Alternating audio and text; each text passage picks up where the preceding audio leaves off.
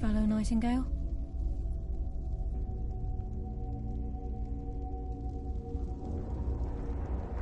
I don't recognize you, but I sense that you're one of us. Who are you? The last of the Nightingale Sentinels, I'm afraid. I've defended the Sepulchre alone for what seems like an eternity. We were betrayed by one of our own kind. In fact, I'm to blame for what's happened here. I was blinded by dark treachery masquerading as friendship. Perhaps if I had been more vigilant, then Mercer Frey wouldn't have lured me to my fate and stolen the skeleton key. I haven't heard that name in a long time. How do you know of me? The key! You have the skeleton key! I never thought I'd see it again. And Mercer Frey? Then it's over, and my death wasn't in vain. I owe you a great deal, Nightingale. You've done the Guild a great deed, and although they may not show it, I'm certain they appreciate your sacrifices. My only regret is that you had to undertake this task alone. Carlia? She's still alive? I feared she'd befallen the same fate, ending up a victim of Mercer's betrayal. Nothing would bring me more pride than to return the key, but I'm afraid it's impossible. From the moment I arrived here, I felt myself, well, dying. The Sepulchre isn't merely a temple or a vault to house the key. Within these walls is the Ebonmere, a conduit to Nocturnal's realm of Everglow. When Mercer stole the key, that conduit closed, severely limiting our ties to her. I'm afraid so. I'm weakening, and I can feel myself slipping away. The years without restoration of my power have taken their toll. Whatever damage has been caused can only be corrected by following the Pilgrim's path to the Ebonmere and replacing the key. Good luck, Nightingale. Yes, my friend. How may I help? I wish I could help you, but I've been a prisoner in this very chamber for the last quarter century. The only possible help I've come across are the remains of some poor fellow who is trying to follow in your footsteps. Perhaps his journal can help? Good luck, Nightingale.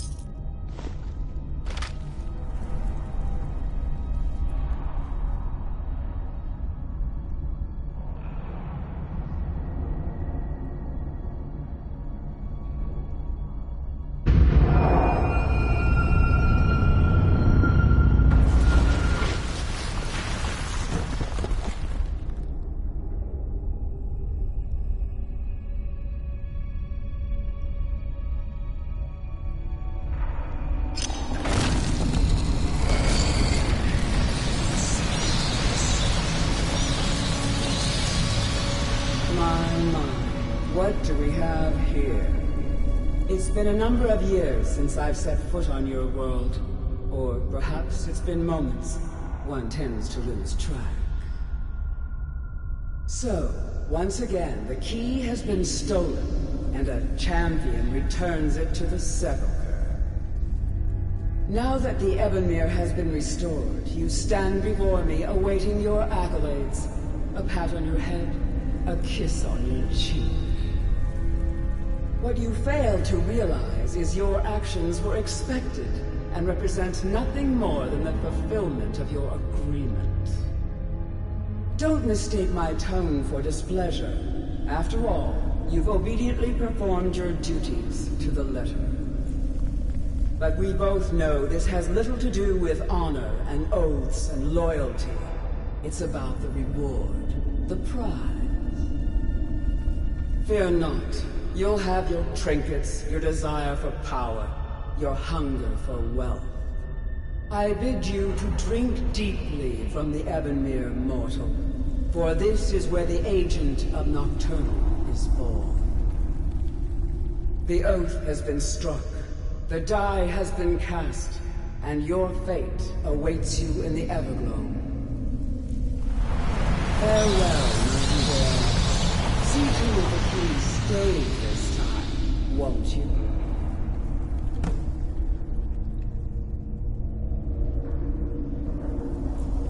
I'm glad you were able to bring the key back safely. Nocturnal seemed quite pleased with your efforts. I wouldn't take that to heart. It's her way. Think of her as a scolding mother continually pushing you harder to be successful, outwardly sounding angry, but silently content. I assure you, had she been displeased with you, we wouldn't be having this conversation. The circles at the base of the Ebonmere imbue you with powers befitting a Nightingale agent. The crescent moon represents the agent of shadow, the half moon for the agent of subterfuge, and the full moon for the agent of strife. This is Nocturnal's way of maintaining balance. If you ever feel the need to change your abilities, you can return to the sepulchre and step onto a different circle. Be warned that once you've chosen, you can't reselect for at least a day. Now, your life as a Nightingale begins. Should the need arise, you'll be summoned to the sepulchre in order to defend it. The Guild has welcomed me back with open arms. I feel like a void in my life has finally been filled. I only hope that this isn't an ending to things, but actually the beginning. Why, perhaps the greatest crime spree Skyrim's ever known. There are pockets brimming with coin and coffers overflowing with riches ripe for the picking. We may be Nightingales, but in our hearts we're still thieves, and we're damn good at what we do.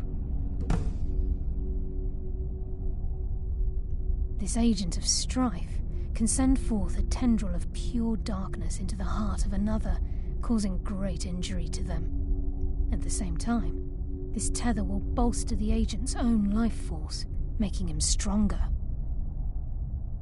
The agent of stealth is the master of remaining unseen. They are able to manipulate the darkness and use it to their advantage. On moonlit nights or in darkened rooms, this agent literally becomes invisible. The agent of subterfuge utilizes shadow to cloud the judgment of those around him. By weaving the darkness to their will, this agent can manipulate others into fighting for the Nightingale for a limited time. Choose your path, and your journey will be complete.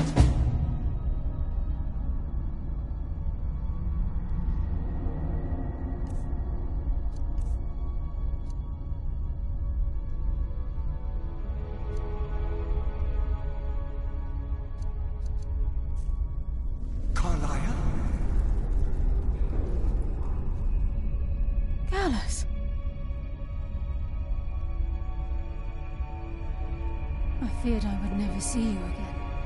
I was afraid you'd become like the others.